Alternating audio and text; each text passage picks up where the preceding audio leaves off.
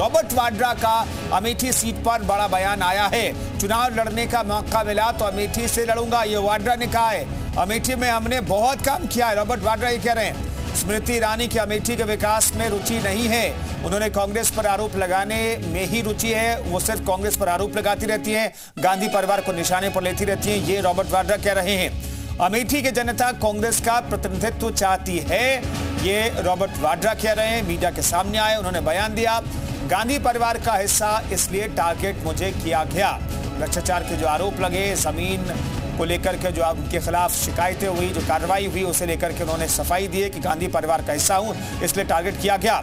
मैं आलोचना झेलकर मजबूत हुआ, रॉबर्ट वाड्रा कह रहे हैं खुद को मजबूत। वो कह रहे हैं कि मैं आलोचना झेलकर मजबूत हुआ हूं, मैं एक अच्छा नेता बन सकता हूं।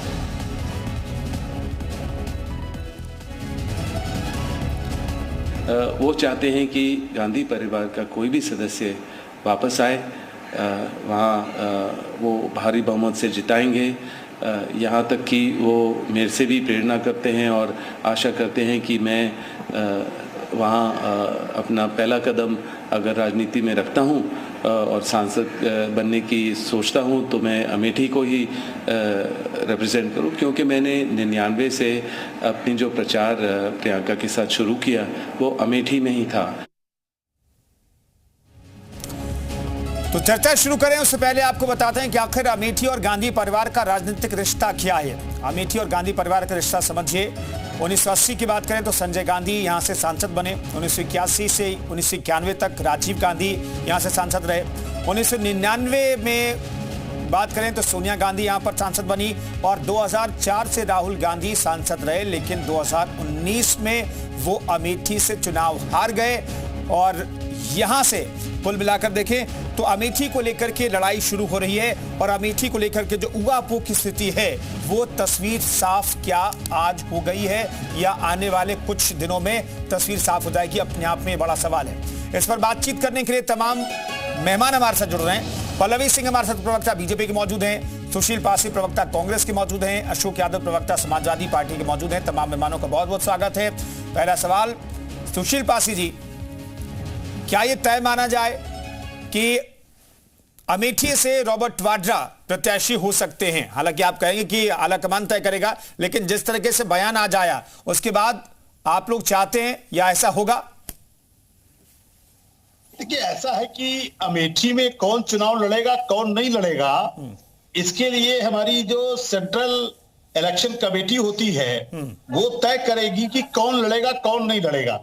ये बात बिल्कुल सही है कि अमेठी और रायबरेली की जो आम जनता है वो ये चाहती है कि गांधी परिवार का कोई सदस्य हमारा नेतृत्व करे, क्योंकि उसका पारिवारिक रिश्ता है और एक के घर से उसका रिश्ता है और सदियों का रिश्ता रहा है। तो स्वाभाविक तौर पर अमेठी की जिला कांग्रेस कमेटी हो, चाहे रायबरेली की जिला कांग्रेस कमेटी हो और चाहे उत्तर प्रदेश कांग्रेस कमेटी हो, इन सब ने सर्वसम्मति से हमारे सेंट्रल इलेक्शन कमेटी को उन्होंने ये प्रस्ताव भेजा है कि रायबरेली और अमेठी की जो जनमानस है वो गांधी परिवार को ही अपना नेतृत्व मानना चाहती है, उनको ही चुनाव लड़ाना चाहती है। लेकिन चुनाव कौन लड़ेगा कौन नहीं लड़ेगा, इसके लिए हमारे राष्ट्रीय अध्यक्ष मल्लिकार्जुन खड़गे जी के नेतृत्व में जो हमारी सेंट्रल इलेक्शन कमेटी है वही तय करेगी। और वही जब ये 5वें चरण में चुनाव होना है। सुशील जी से मैं पूछूं तो सुशील जी ये कह सकते हैं क्या आप अपनी तरफ से कि हाँ रॉबर्ट वाड्रा यहां से चुनाव लड़े तो पार्टी जीत सकती है?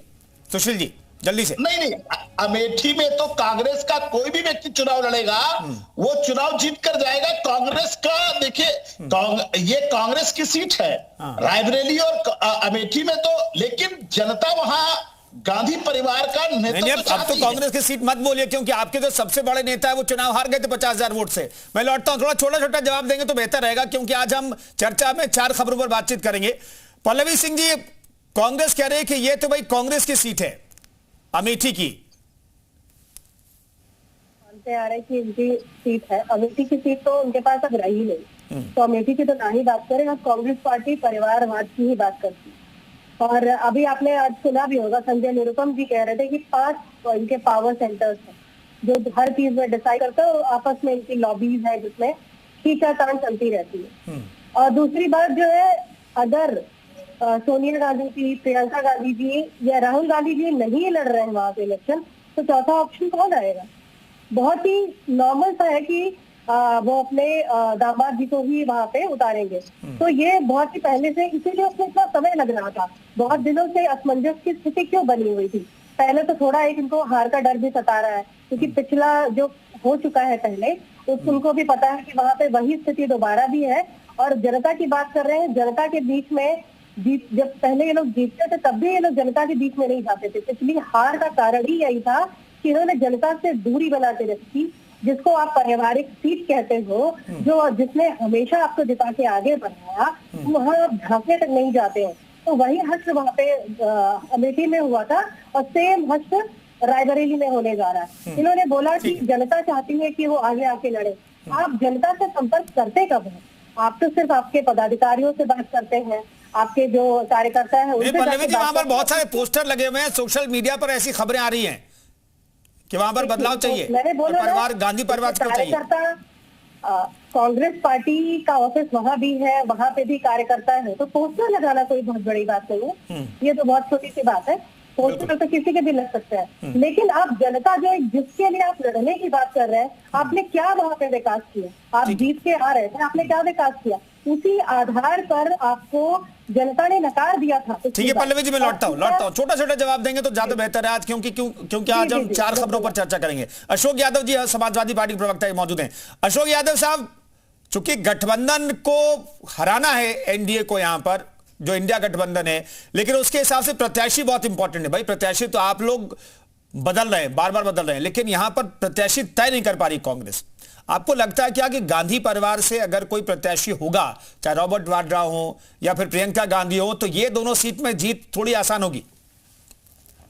देखिए कुंदन जी, कांग्रेस की अमेठी रायबरेली की सीट है। अब कांग्रेस पार्टी जिसको भी डिसाइड करेगी, उस पर समाजवादी पार्टी अपना पूरा दमखम लगा के दोनों सीटों को जितवाने का प्रयास करेगी। और अगर बात आपने कहा कि टिकट बार बार बदला जा रहा है, तो वो कत्ल भी कर देते हैं तो चर्चाएं नहीं होती, हम आ भी भर देते तो हो जाते हैं बदनाम।